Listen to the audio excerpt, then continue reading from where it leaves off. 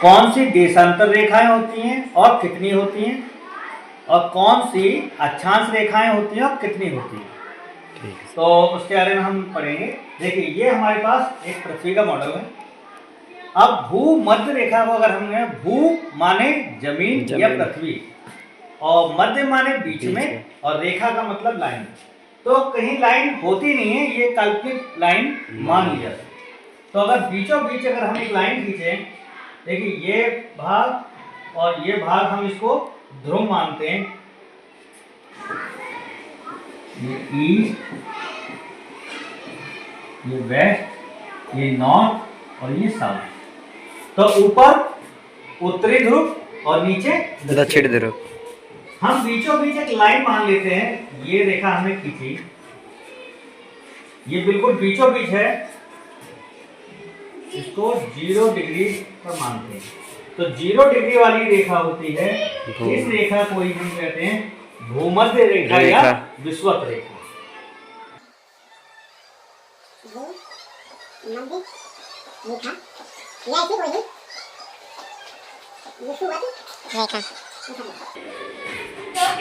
अब ये 0 डिग्री पे है, ठीक है, इधर भी हमने 0 डिग्री पे।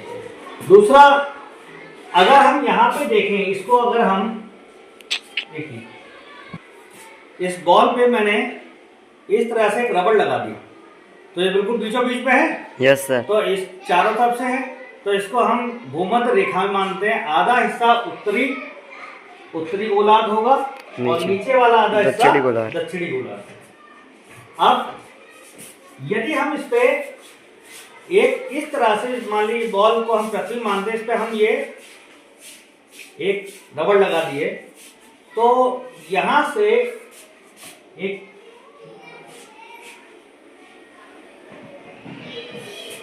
मान लीजिए हमें मिल रहा है, तो ये कितने डिग्री पे होगा, ये इस भूमध्य रेखा से कितने डिग्री पे होगा, 90 डिग्री तो होगा। हाँ सर। कितना डिग्री होगा, 90 डिग्री। तो 90 डिग्री पे अगर ये होगा, ये क्या है, ध्रुव। ये उत्तरी ध्रुव है और ये दक्षिणी ध्रुव है। कितने डिग्री पे होगा, 90 डिग्री पे। तो ये वाली जो रेखाएं होती हैं, अगर हम 1 डिग्री पे एक रेखा खींचे, 1 डिग्री, 2 डिग्री,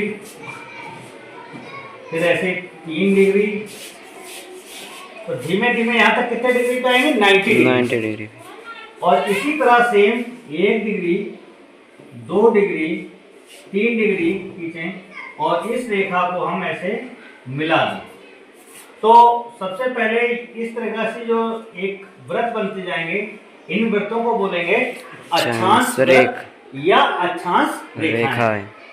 अब ये जो भूमध्य रेखा के समांतर रेखाएं बनती हैं, इनको हम अक्षांश वृत्त या अक्षांश रेखाएं कहते हैं। अक्षांश वृत्त इसलिए है क्योंकि जब हम इधर से लाइन खींचेंगे तो पूरे पे खींचेंगे तो चारों तरफ से होगी, तो ये हो गया हमारे अक्षांश वृत्त कहेंगे।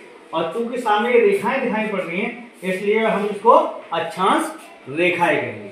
अब कितनी होंगी, क्योंकि यहाँ से 1 डिग्री पे होते हुए 90 तक जाएंगी, तो इस साइड में कितनी रेखाएं हो गई, 90। और इसी तरह जब नीचे हम खींचेंगे 2 डिग्री पे, इस तरह नीचे भी 90 डिग्री होगा। Yes sir. तो 90 ऊपर और 90 नीचे, टोटल हमारी रेखाएं हो गई 180 डिग्री। 90 ऊपर हो गई और 90 नीचे हो गई, और एक रेखा ये है 0 डिग्री पे हो गई। तो टोटल हमारी रेखा हो गई 181। 181 रेखाएं कौन सी हो गई, ये हमारी अक्षांश रेखाएं। 181 अक्षांश, जिनमें से 2 रेखाएं नहीं है, जबकि ये ध्रुव एक बिंदु है। हाँ सर। ये तो सर्किल बनाएंगे, ये तो आपके वृत्त बनाएंगे, रेखाएं होंगी, लेकिन ये क्या होंगे, ध्रुव होंगे। इन ध्रुवों को अगर हटा दें तो ये रेखाएं जो हमारी होंगी 179 अक्षांश रेखाएं होंगी, ठीक है। अब इसके बाद आता है कि कितनी देशांतर रेखाएं। 0 डिग्री पर अक्षांश रेखा हो गई, 0 डिग्री पर भूमध्य रेखा या विषुवत रेखा हो गई, इसको हम इक्वेटर भी बोलते हैं। दूसरा, ये 1-1 डिग्री पे करके 90 ऊपर और 90 नीचे जो इस प्रकार से सर्किल बनेंगे, ये हमारी अक्षांश रेखाएं हो जाएंगी। अक्षांश रेखाएं बन जाएंगी।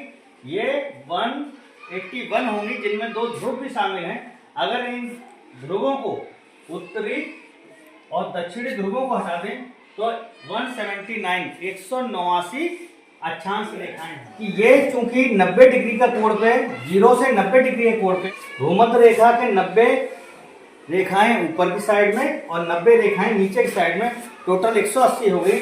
और एक भूमध्य रेखा वाली 0 डिग्री वाली रेखा हो गई।